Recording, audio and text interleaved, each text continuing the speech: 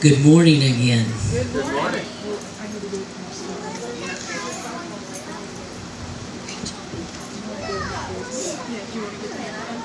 Sister Becky, is this mic okay, or you want me to go back to mine? Okay. I do get a little loud. This morning I only have a half a page of notes. And as Brother Kevin would say, that doesn't mean anything at all. And he's probably right. When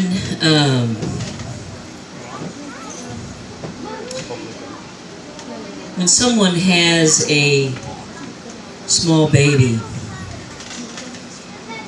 and it's a few days old and they bring the baby home,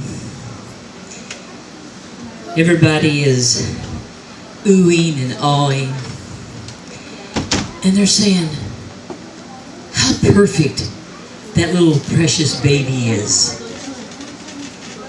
How precious. Oh, look at those perfect little fingers. Look at those perfect toes. Look at that perfect full head of hair on some. And everything's perfect, and then the baby starts growing a little bit. And then it gets to be 2. Now, as a parent, we know what we call those 2s. They are called the terrible 2s. And we don't have to tell that baby how to say no.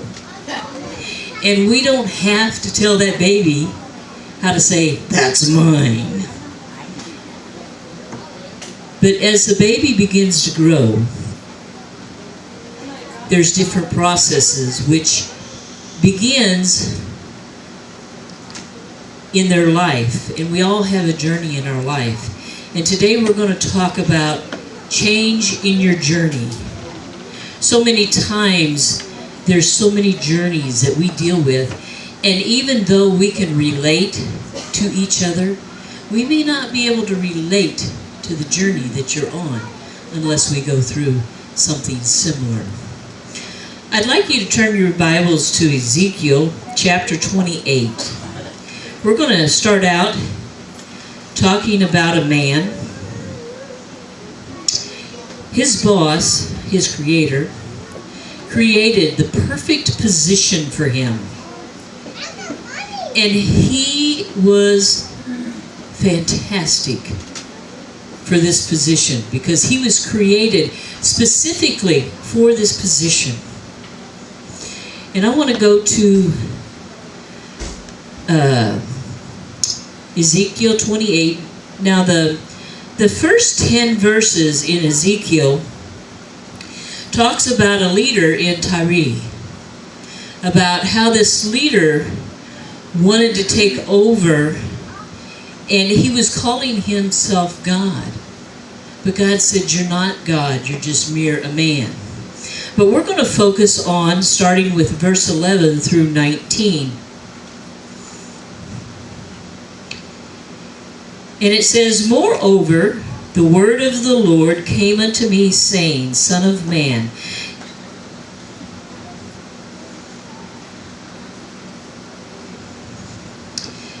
take up a lamentations upon the king of Tyrus, and say unto him, Thus saith the Lord God, Thou sealest up the sum full of wisdom and perfect in beauty. Now here, this person was perfect in beauty, and what he did was a magnificence in beauty as well. Thou hast been in Eden, the garden of God. Every precious stone was thy covering, the sardius, the topaz, and the diamond, the beryl, the onyx, and the jasper, the sapphire, and the emerald, and the carbuncle, and gold. The workmanship of thy tabrets and of thy pipes was prepared in thee in the day that thou wast created. Thou art the anointed. Now here he is an anointed cherub. God created him specifically for this position, that covereth, and I have set thee so that thou wast upon the holy mountain of God. Thou hast walked up and down in the midst of the stones of fire. Thou wast perfect in thy ways from the day that thou wast created. So when he was created, he was what? He was perfect.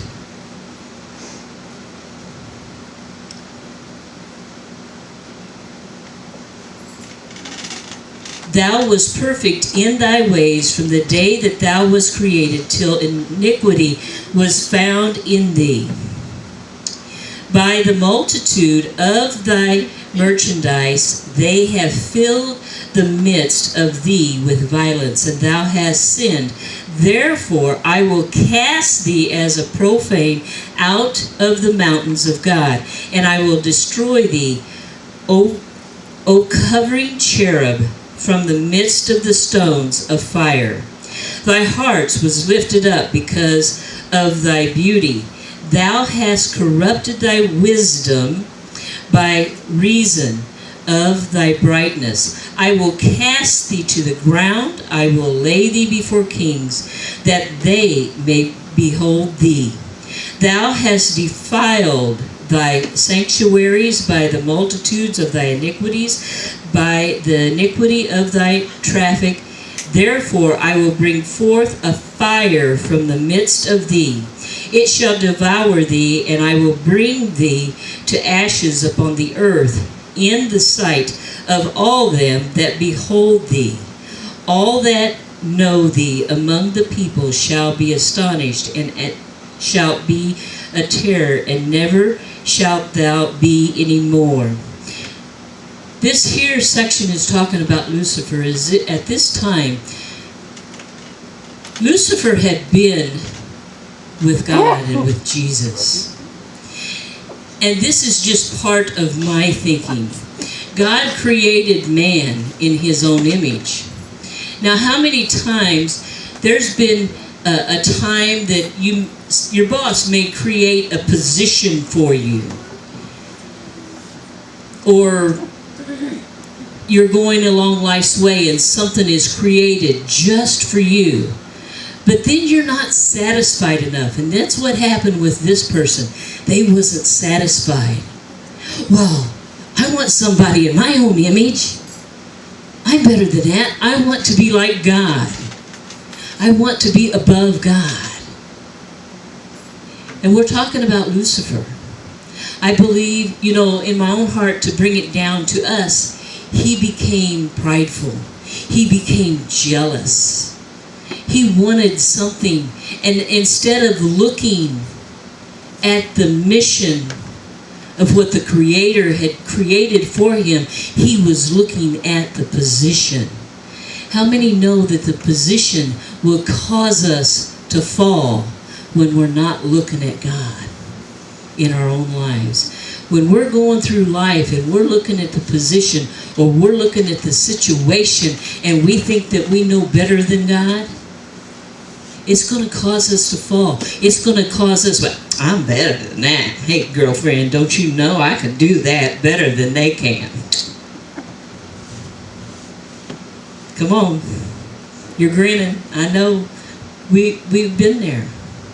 Some form or another, we've been there. We think that we can do it better. But the thing of it is, the key thing of this person's heart, even though he was the prized cherub, he was the cherub. He was over all the music, the glorious music for God. But his heart was defiled. When we have a defiled heart, then we fall. We're not so pretty anymore. We don't smell so good anymore. Oh, we can put all the perfume on we want. We can do all the things that we want, but it's not pretty anymore. And see, the thing of it is, he was in the garden at the time that Adam and Eve was created. A lot of people don't realize that. Because Seth, one of Adam's sons, wasn't born until Adam was 130 years old. And then Cain and Abel was born prior to that.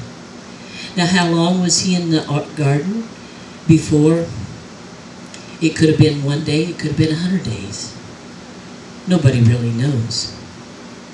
But he was there, and I really believe during this time, just like, God gives us chances. He's given me chances. I believe that he gave Lucifer chances, but Lucifer decided that he wanted to be God. He wanted God's position. He wanted to be above God, which caused his fall. Which brings us to our next section in Genesis.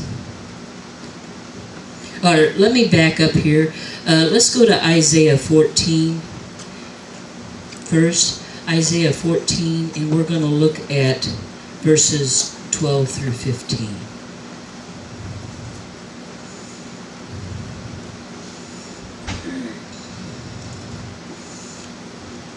Sorry, I got my Bible wet and it don't want to turn as well.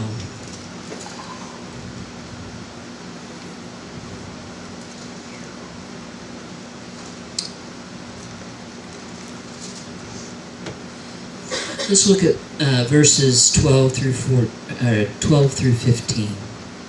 It says, "How art thou fallen from heaven, O Lucifer, son of the morning? How art thou cut down to the ground, which didst weaken the nations? For thou hast said in thy heart, I will ascend in heaven, I will exalt my throne above the stars of God. I will sit also upon the mount of the congregation in the sides of the north. I will ascend above the heights of the clouds. I will be like the Most High. Yet thou shalt be brought down to hell, to the sides of the pit. They that see thee shall narrowly look upon thee and consider thee, saying, Is this the man that made the earth to tremble, that did shake kingdoms, that made the world as a wilderness, and destroyed the cities thereof, that opened not the house of his prisoners?" Satan was cast down because he wanted to be above. And even when he was cast down, he was still determined to destroy mankind. Because in the next, we're going to go into what we call the move. If we go to Genesis 3, so many of us is familiar with this. We get taught this in Sunday school or children's church.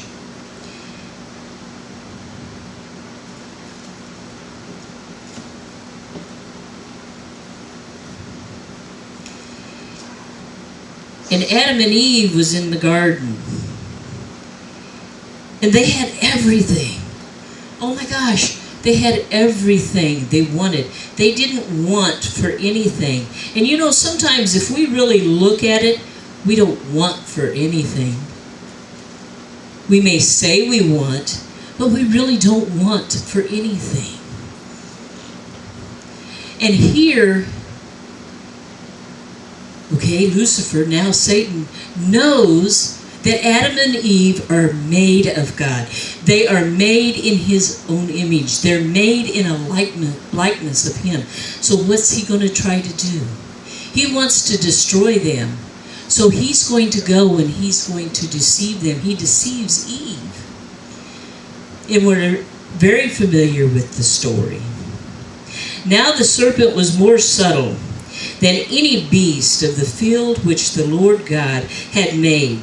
He said he said unto the woman, Ye has God said, Ye shall not eat of every tree of the garden. And the woman said unto the serpent, We may eat of the fruit of the trees of the garden, but of the fruit of the tree which is in the midst of the garden, God has said, Ye shall not eat of it, neither shall ye touch it, lest you die. Now God wasn't talking a physical death, he was talking a spiritual death. And the enemy knows this because the enemy knows the scripture. That's how he twisted the scripture around and deceived Eve. But the one thing that, as I was studying this, and this is for our everyday life, Now, stop and think about it. You're in a beautiful garden. You have everything you want. And you get to walk and talk with the Creator every day. Every day. So if you have a question, you can call on to the Creator who is God. They could call on the Creator every day. But when the enemy is deceiving Eve, she went to the apple, she went to the tree of life, and she saw that it was good. She didn't see that it was of God, but she saw that it was good. And she decided to partake. Not only did she decide to partake, she decided to get her husband involved. And her husband decided to partake. Now he could have said no, because he knew what the rules were. How many times do we know what the rules are, but we think, oh well, this time won't hurt. It'll be okay. Nah. When God says it in His Word, that's what it is. There's no wavering. There's no going back and forth. It is what it is.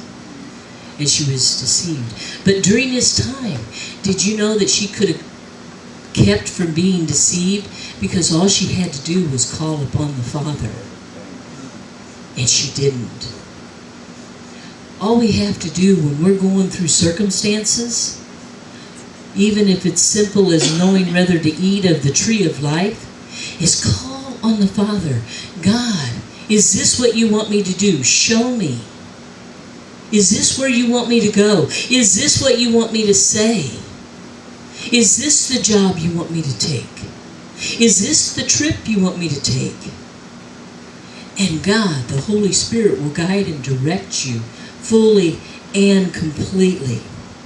And because they allowed this to happen, they got moved from the Garden of Eden. God moved them outside of the Garden of Eden, and there was cherubs with flaming swords at the gate. They could no longer go into the Garden of Eden anymore. How would it be like if we did something and we couldn't get back into the presence of God? That would be tough. Oh, they could pray to God, they could seek God, but they no longer had that presence that they had in the garden. Now they had to truly seek Him. They truly had to seek Him and His love. That's the same with us. We need to seek Him every day so that we're not moved out of His presence. So many times people say, oh, I just don't feel God. He's just not answering my prayer. He hasn't moved. He hasn't went anywhere. But we have. So it's us that we have to examine ourselves. Where is our heart? What's going on with us?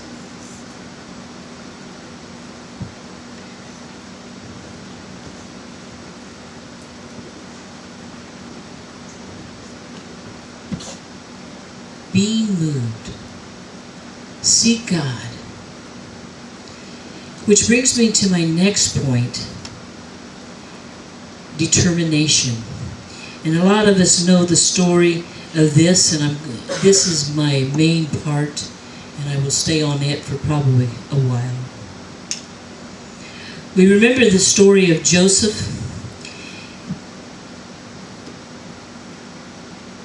which starts in Genesis 37, chapter 3. Now Joseph was a young lad, and his dad thought that Joseph was very precious.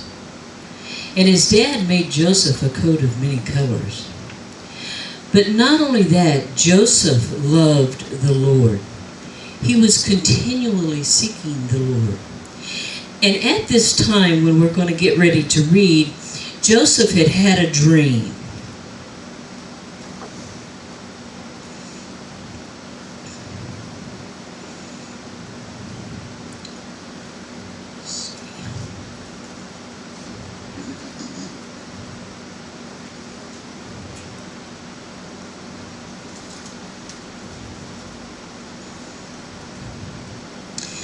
Now Israel loved Joseph more than all of his children because he was the son of his old age. And he made a coat of many colors. And when his brethren saw that their father loved him more than all his brethren, they hated him and could not speak peaceably unto him. And Joseph dreamed a dream, and he told it to his brothers, and they hated him yet any more. And he said unto them, Hear, I pray you, this dream which I have dreamed. For behold, we were binding sheaves in the field, and lo, my sheaf arose, and also stood upright. And behold, your sheaves stood round about, and made obstacules into my sheaf. And his brethren said to him, Shalt thou indeed reign over us, or shalt you indeed have dominion over us? And they hated him yet even more for his dream, for his words. Now here, they even spoke it out. So what they don't even realize, even though Joseph had told them about his dream, they repeated it to him, and therefore they're speaking it out. How many know life and death is in the power of the tongue? But they're speaking it out, making it into existence. Now here, they were so upset with Joseph, not only because their father loved him more, so they thought, they allowed that hate to get into their heart and to manifest into their heart. And they also didn't like the idea that they had made him a coat of many colors. So later on in the story, they decide to get rid of Joseph. And they took Joseph, and they took his coat of many colors, and they put him in a pit, and they sold him for 20 shekels to the Mennonites. Now here Joseph, truly a man of God. He's stripped of his coat, he's put in a pit, and now he's sold to the Mennonites, who makes him a slave. Wow. Now, with this, they took his coat of many colors, but they couldn't take what he was called to do. I want that to sink in. They took his coat of many colors, but they couldn't take what he was called to do. Many times you think something's being taken away from you, and you can't reach your calling because it has been taken away. But God has something bigger. As long as we stay focused on God and stay in his presence and stay in his word, he's going to see that we get where we're called to be.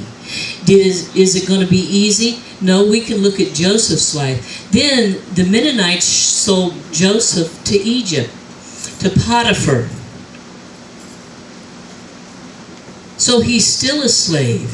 And then during that time, then he was raised up, and Potiphar gave him everything. And he even had rule over his kingdom.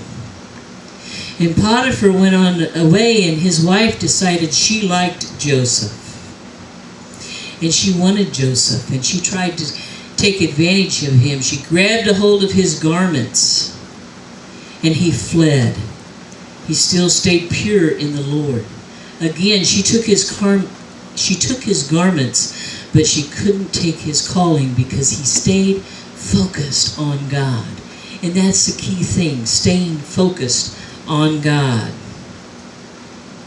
Then, because of this, he's still a man of God. He hasn't wavered. But now he's thrown in prison. And then there's two leaders that's thrown in prison with him. They're a baker and a chef. And some time had went by, and both of the leaders had dreams, and Joseph told them what their dream was. Well, then later the baker got out, and Joseph said, please don't forget me for what I've done for you. But 2 years passed because the baker had forgot about him. And then Pharaoh had a dream. Nobody could answer the dream, and then all of a sudden, they remembered Joseph. And so they got Joseph out of prison, and he came and he told him what the dream was, and that was talking about the drought. The drought was coming and what was going to happen and how it was going to happen.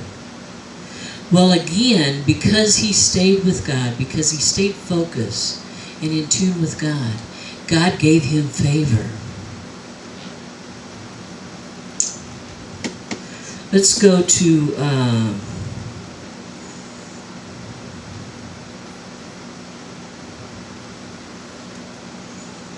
chapter 41 of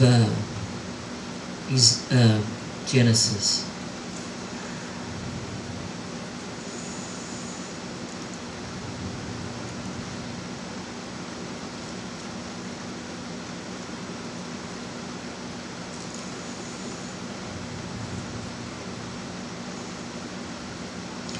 Verses 38 and 44 through 34. And Pharaoh said unto his servants, Can we find such a one as this? Is a man in whom the Spirit of God.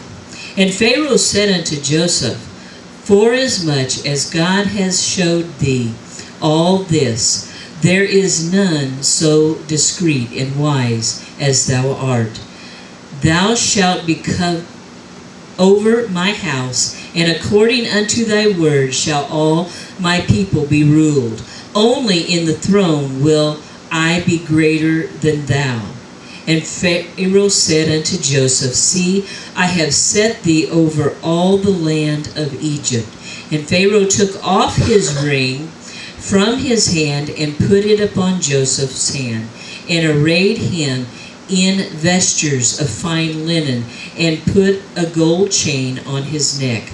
And he made him to ride in the second chariot which he had, and cried before him, Bow the knee. And he made him ruler over all the land of Egypt.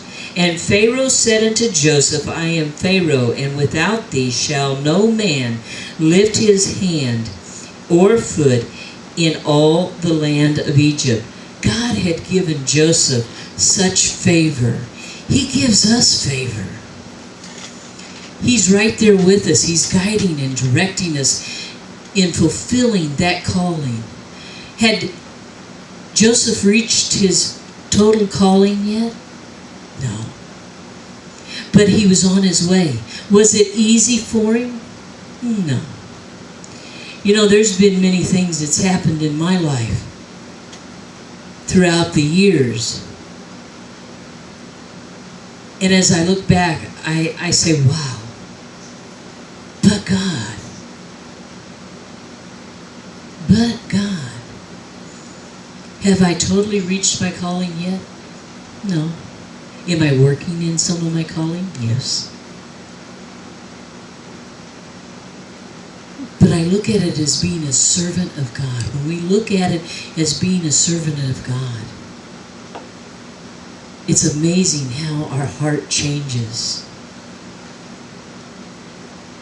Lucifer had everything in the world, and he threw it away.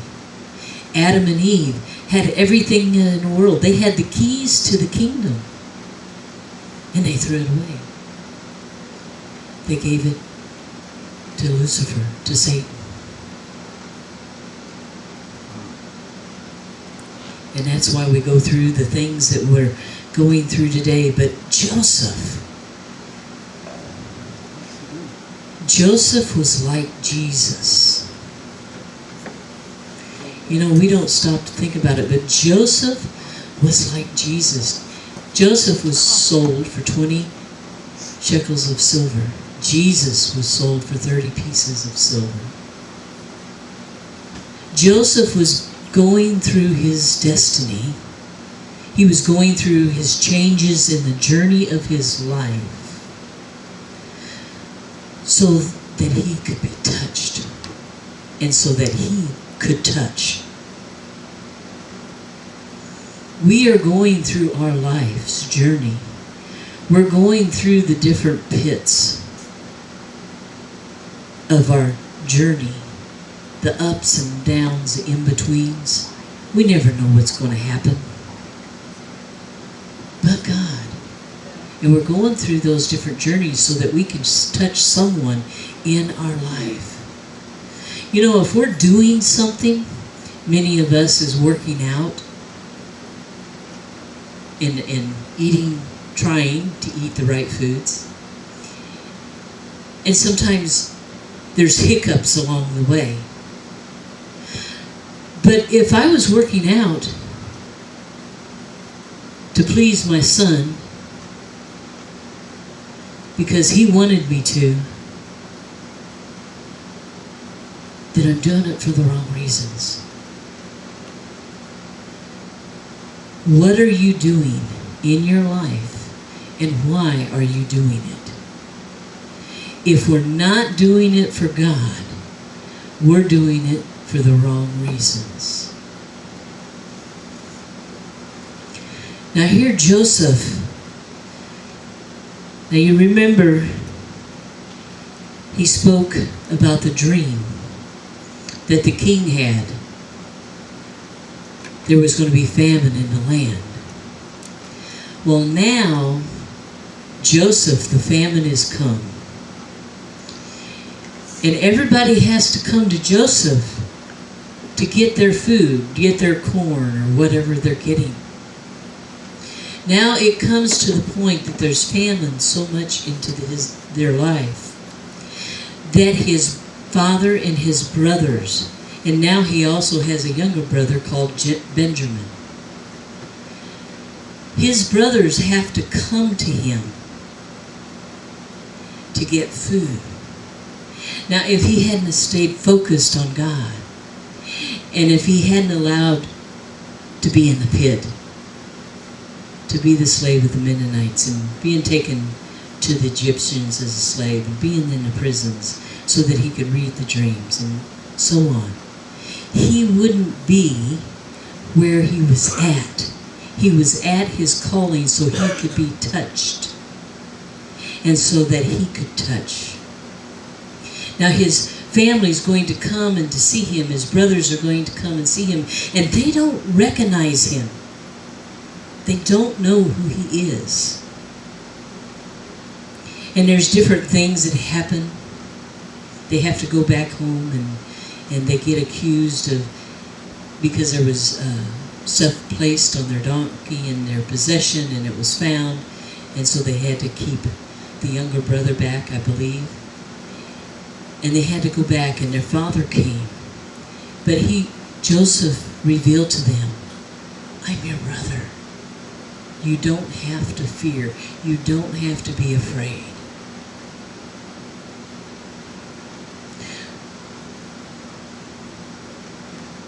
In that moment, there's a change. Not only did they get reunited with their brother,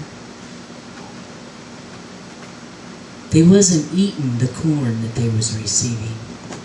They was eating his character. Hello? What kind of character are we putting forth that people are seeing? What kind of character are we allowing to be in ourselves that someone's going to feed off of? Because if we don't have the character of God, then we're deceiving the people that are around us. If we don't have the character of God, we're hurting someone.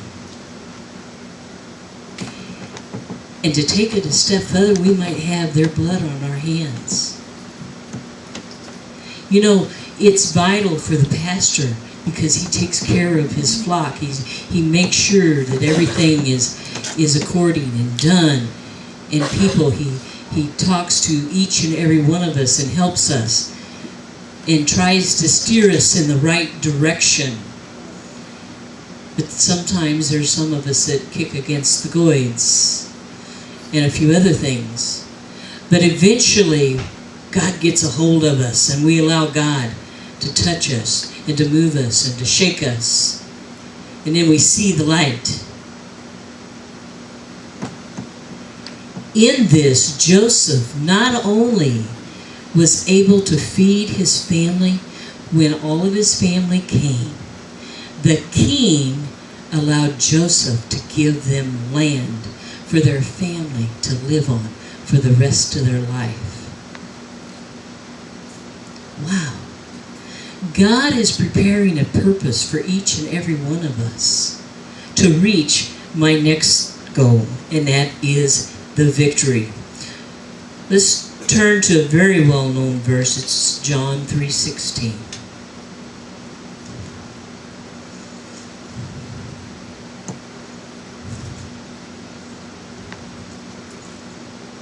Everybody should know this.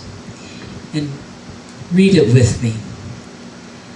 For God so loved the world, that he gave his only begotten Son, that whosoever believeth in him should not perish, but have everlasting life.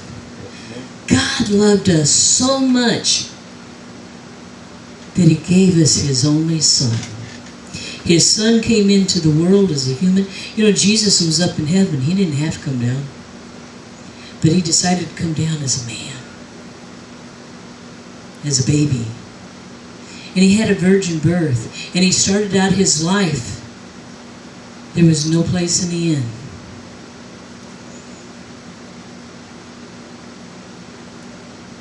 He had to go to the stables and be with the donkeys and the cows.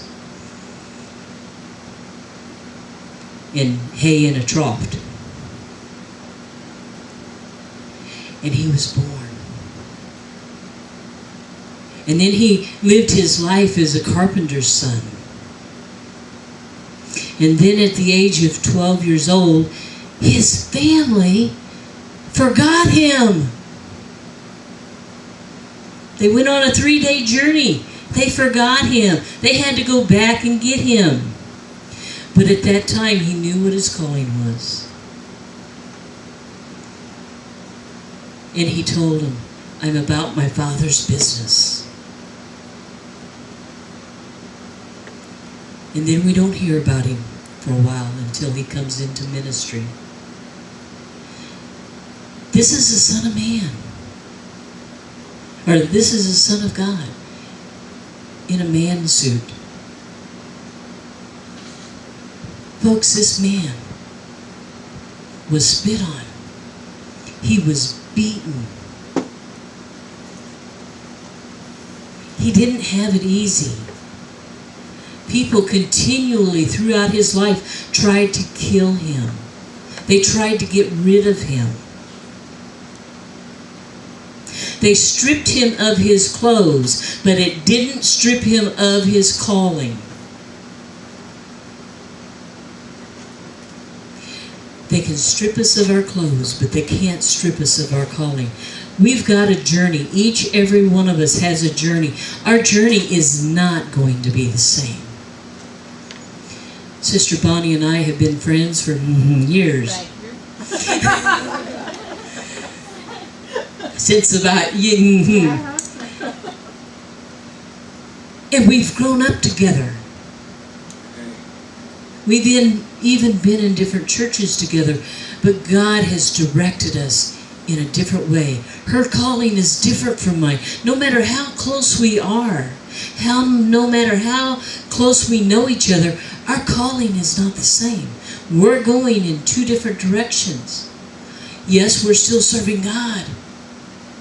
Yes, we're in tune with the Lord, but we're going in two different directions. Does that mean that our paths aren't going to come together? No, we're here together in the house. We never dreamed we'd be here at Broken Chains. But God. But God.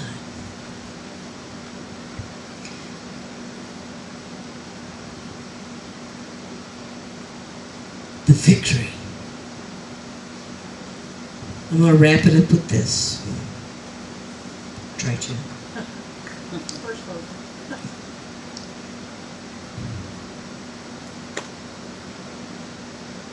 What are you looking at that may be keeping you from the mission of your journey to reach your calling, that's causing you to fall? Or maybe even being caused you to move, to be moved. We want to be moved into the will of God. We want to be with God. We want to know what God's will is, not ours. I want to work out for the Lord because I know that my body is the temple of God. And it tells me in the scripture that if I don't keep my body as the temple of God, that I'm not in God's will. I'm not doing what God has asked me to do to preserve my body for Him, because He dwells inside of me. He doesn't want to dwell inside of junk. And what I mean by that, if we eat too many ho-hos and ding-dongs and cheeseburgers and chili fries and okay, are we hungry yet? We have to be balanced in our life. And when His Word says, don't do that, and when the Holy Spirit's inside you and you got to check and say, don't do that, then we don't do it. Because it's not of God. Just because it looks good doesn't mean it's of God. We have the victory. Joseph, not only was he determined, but he reached his victory because he stayed focused. It's time as individuals and as a church in a whole that we get focused on God. Some of us might have to do a one-on-one with God, but we need to get focused in God, with God, and for God. Our journey means many things. Our journey has many changes. I don't know what today's going to bring. I can tell you what I might do, but I don't know that that's exactly what it's going to happen. Yesterday, I had my day all planned out. It got detoured, but it was a good thing. It was something that I loved, and I knew that it was of God. Sometimes we get so caught up of being in the box, which I really don't like that term, but sometimes we get so caught up being in the box, we don't allow God to take us out of the box to move us forward. It's time that we allow God to move us in our journey. It may be, you're like, okay, you want me to do what? Okay, that's weird. And even your friends, sometimes your Christian friends will say, oh, I wouldn't do that. No, I wouldn't do that. But God said to do it. Oh, I wouldn't do that. You're not going to go nowhere. But God said to do that. I've learned that I'm more afraid of God than I'm afraid of anything else. When somebody comes up to me and says, you can't do that, I said, I'm more afraid of God than I am of you. I'm sorry. Love you. In Jesus. I said, until God shows me different, this is what I'm doing. This is where I'm going. You want to take this sweater off? What are you doing? You keep this on all day. God has a call on each of your lives. You may not understand it yet, but He's got a call on your life. And some of you know He's got a call on your life, but you're running from it.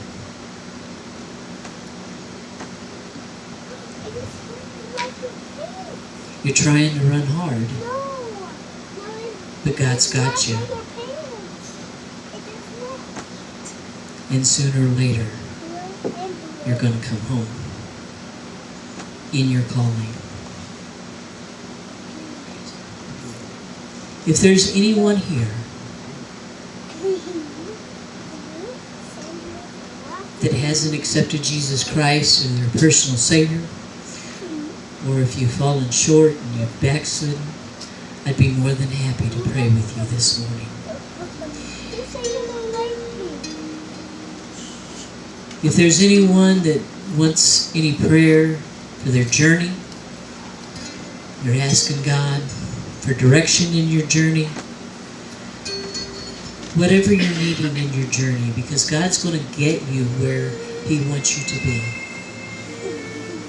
But you have to be willing to listen to Him and to learn to hear His voice.